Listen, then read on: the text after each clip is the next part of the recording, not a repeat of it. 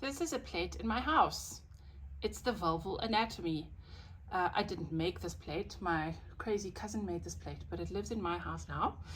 And I'm using it to just remind you of vulval anatomy. So right at the top, we've got the clitoral hood.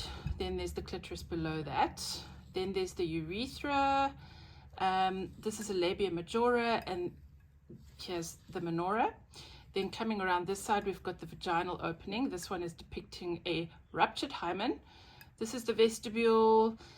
And yeah, so that is a rough guide to the vulval landscape, which is what we're going to be talking about in this series of videos.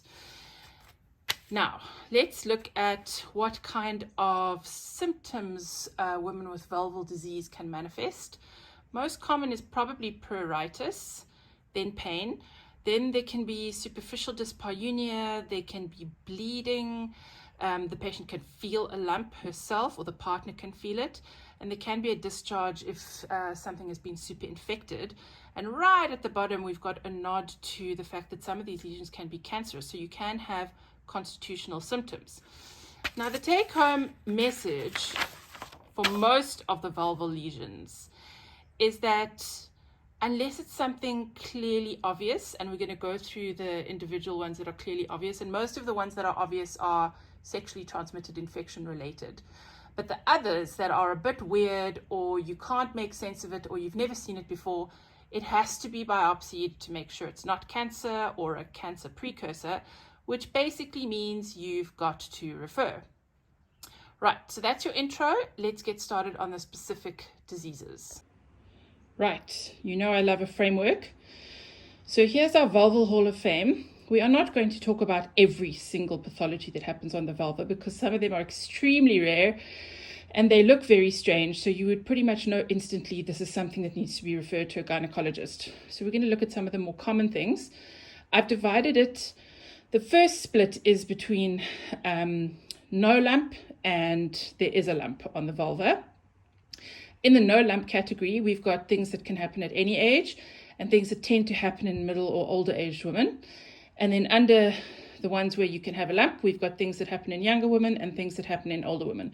So that's how we're going to proceed through this. And at the end, I'll put them all together and take a picture so that you can revise that way. Right, let's get started.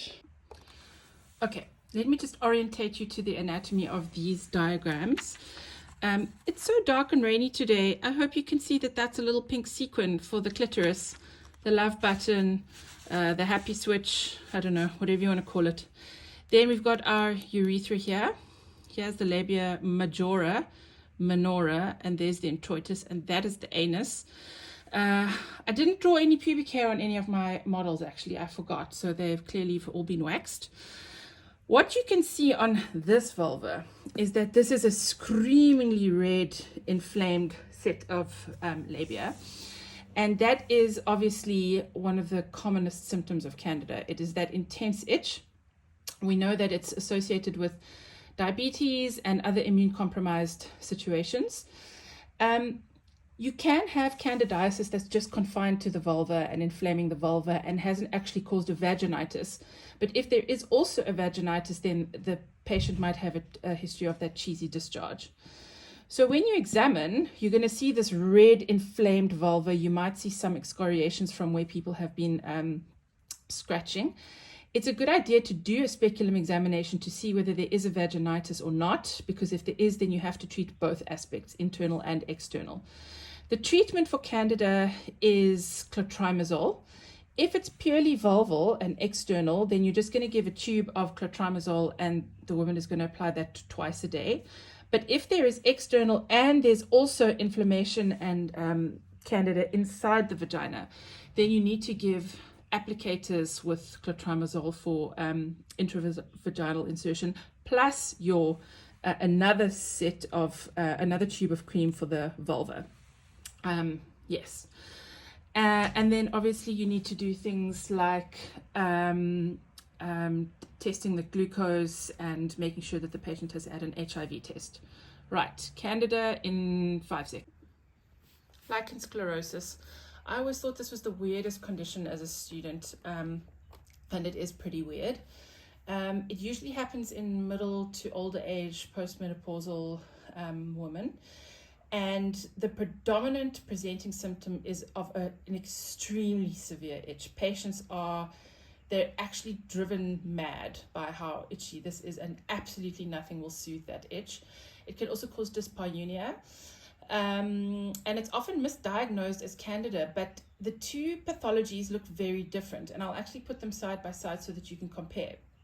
So when you examine a patient with lichen sclerosis, you're going to see patches where it looks like somebody's taken an eraser on the back of a pencil and just actually erased that pigment off the skin. It's just these white, just absence of pigmentation, shiny plaques, sort of things that are scattered around the labia.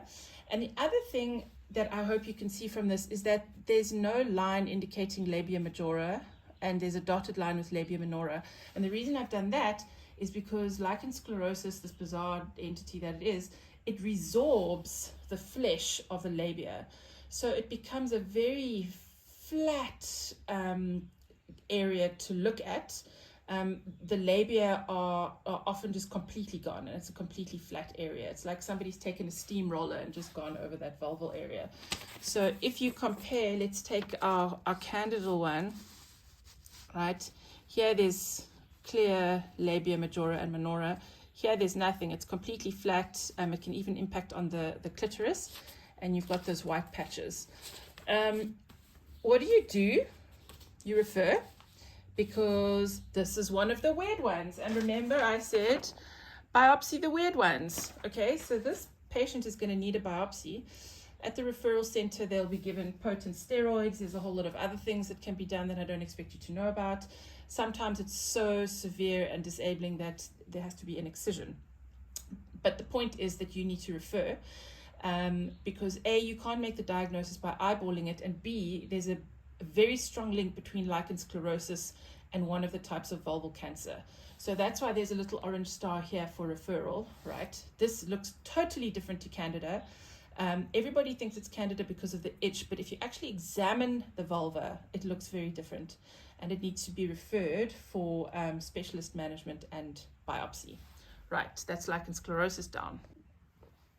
Right, now on to VIN, vulval intraepithelial neoplasia. There are two types of VIN that are caused by two different pathologies. What you will see with a patient with VIN is, you can see them here, I've drawn them on. They are like these hyperpigmented areas that are almost like they've been stuck on. So they're slightly raised, and they can be quite subtle. So people often don't really interpret what they see when they look at lichen sclerosis or VIN, because it might just be, I don't know, a normal skin artifact, but it isn't.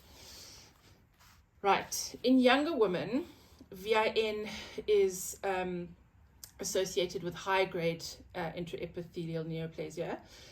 It's associated with HPV, HIV, and smoking, just like CIN and HSIL on the cervix. In younger women with this HSIL HPV version, it's often multifocal. There are often no symptoms. There might be a bit of an itch or an irritation. And when you look at the patient, as I've said, she looks like she's got these kind of strips of stuff stuck down like sticky tape on her vulva. And what you need to do in that situation is you need to do a PAP, because she's clearly been exposed to HPV, so her cervix might also have a problem. And then you're going to refer, because you can't manage VIN. It requires these really sophisticated medical interventions like Aldara, or if it's substantial and big, or looking like it's becoming malignant, then it needs a laser or an excision. So again, that's why we've got our orange star here, because VIN is associated with progression to malignancy. But we have an opportunity with this kind of HPV-induced VIN to get in there and remove those patches before they become malignant. It's a different story when you have older women,